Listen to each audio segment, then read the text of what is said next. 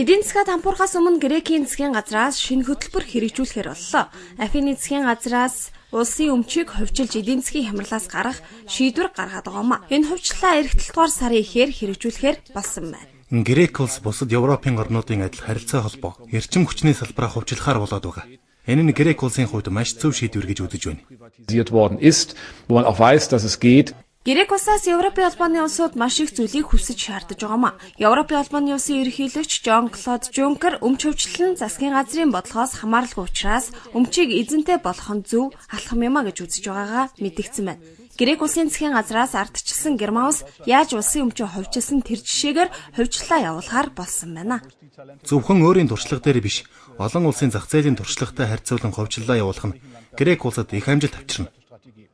Грек улс улсын өмчөө хувьд шилжүүлснээр 50 тэрбум евроны ашиг олно гэж тооцоолжээ.